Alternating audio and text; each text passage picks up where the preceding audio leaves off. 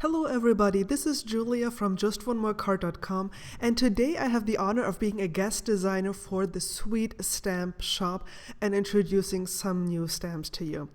I absolutely fell in love with these cats. I mean, I have a cat myself. Actually, as I'm doing this voiceover, she's next to me on the desk, and I just had to use these kitties. And I'm going to pair them with a die from my favorite things. I have prepared a card base that is top folding and a panel that will go on top of the card front. To start out, I have to prepare a little bit. So I'm going to die cut the word hello from this front panel, which will go on top of my card base. That's how I start out. And I'm running this through my die cut machine. And you can see here I get the word hello. And I have to be very careful to take this out because I'll be needing that word. I'll be putting that back in. And then, because for once I actually thought ahead, I have this scrap piece of paper and I'm putting it on double-sided adhesive. So I'm rubbing this down so that the paper now has adhesive on one side. And the adhesive also has a backing paper, which means that when I just cut this out so I can work with it more easily. It's adhesive on one side, but it still has the backing paper, which I will only take off later on. But what I can do now is I can die cut the word from it and it will be sticky. So I will have, it's going to be easier for me to put this together later on. Now that I have prepared everything, I can get on with the actual stamping. Now these little critters look like they are peeking out from behind something. So I thought, why not peek out from behind the letters? I'm using my MISTI here to stamp this, and as you can see, the first impression wasn't perfect, but that's not a problem because thanks to the MISTI, I can just stamp into the exact same position again. If you can do the same thing with an acrylic block or with a stamp press, for example from Fiskars, or with your letterpress as I've demonstrated before. If you have the MISTI though, or the letterpress or a Fiskars stamp press, it will make it easier. I personally have trouble stamping into the same location twice and being exact, so I'm kind of thankful for this tool. I might not have tried this otherwise. Now with this kitty here, I wasn't sure if I wanted her tilted or not, and then I decided I wanted to see her eye. That was important to me because otherwise she would have looked weird. So I stamped her like this, and it looks like, the body isn't complete there, but that doesn't matter. I'll be fixing that later. Now here I am doing the Copic coloring. I'll be listing the colors in the video description below, as well as all the products that I'm using. And I'm doing very basic Copic blending. I'm going from dark to light, and I'm trying to give this little tiger here a brownish orangey glow. And I'm using YRs. And here you can see I'm using a Copic multi-liner, and I'm just completing some of the lines. It's a very easy design, so it's not so tricky, but I simply completed the lines so the image would look more complete. And here you can see me do the very basic coloring from dark to light. And that's basic Copic blending. And don't forget all the little details like the ears. I left the stripes white just for some additional contrast. Here you can see I'm trying to approximate where the body would go, and here as well. And I'm just completing those lines. Now I'm doing the same Copic blending again from dark to light, and I with my gray markers, I actually have N5 and 4 and 3, 2, 1 and 0. I actually have all of those. Usually I leave a step out because you can blend, it's possible. But since I had all of them, I actually used all of them, and I was surprised how easy the blending was, because usually I would go from N5 to N3 to N1, and then you would have to work quite a bit to get the blending done. But I figured if I already have all the colors, I might as well put them to use. And here you can see me just working my way towards the lightest color, which is my N0, and it was actually fun to blend like that. Now for this kitty here, I'm using the same colors as I did for the tiger, but I'm also adding some orange. And that is just to make her look like a little bit different, similar to the tiger, but a little bit different. My own cat is totally black, so it's actually a very boring color to, use for coloring.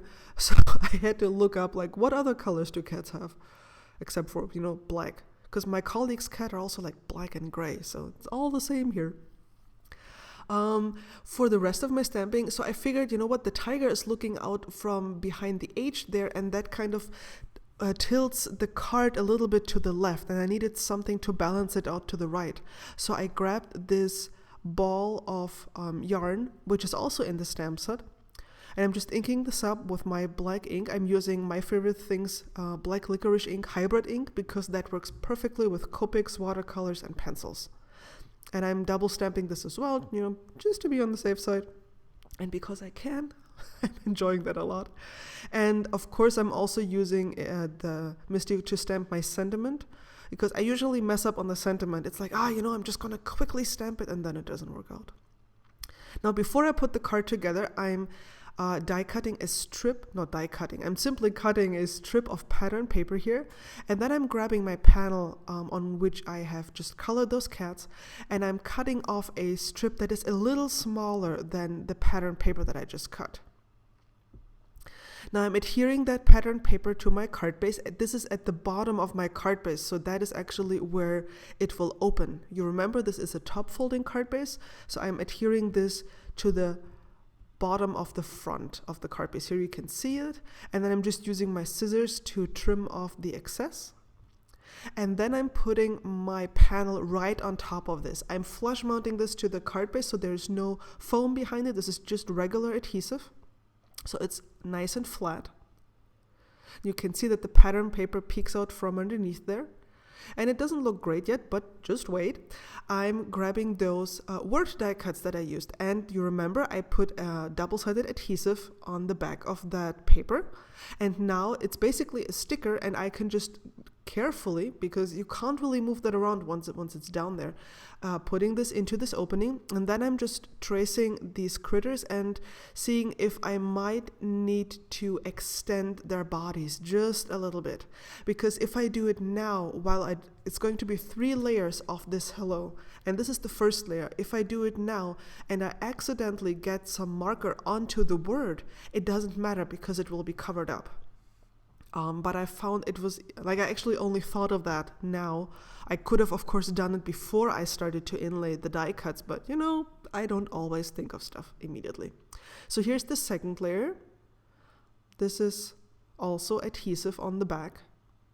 And I'm very, very carefully fitting this in there, because the last thing that I want on this clean and simple card is to have the word die crooked, or the word die cut crooked, because that would, kind of ruin my work. And then because the third hello isn't sticky, because I cut this from the card base and I didn't think of putting adhesive on that, I'm just using some glossy accent, and I'm applying just a little bit on that paper, so it won't squish out off to the side, because it dries glossy. So if it squishes out to the side, you will see it. So I was very careful not to apply too much adhesive, and I fit my third die cut word on top of this. Now then I decided, the transition from the card to the pattern paper needs some more contrast, but I didn't want to use black. That was my original intent, but I didn't want to use black. So I used my Copic markers to color a strip of paper gray, and I adhered it to some double-sided adhesive, and now I can just stick it right underneath that panel on top of that pattern paper, and you can see this tiny little piece of darkness, of dark paper, actually helps with the contrast. It sets the entire thing apart a little bit, and I feel it's much better. And here you can see the dimension that I got from layering those die cut words on top of each other. Here's a close-up from the side. You actually have to tilt it to see it, which is a lot of fun. If you look at it from the front, it isn't immediately apparent unless you have light coming from the side. And I just love these little those little cats and tigers peeking out from behind the word. And here is a shot of the entire card. You can see I colored in the ball of yarn a little bit, and I also added some sequins by Pretty Pink Posh for some additional sparkle. I hope you've got inspired. I'd love to hear from you. Thanks again for the Sweet Stamp Shop for having me as a guest designer. Cheers!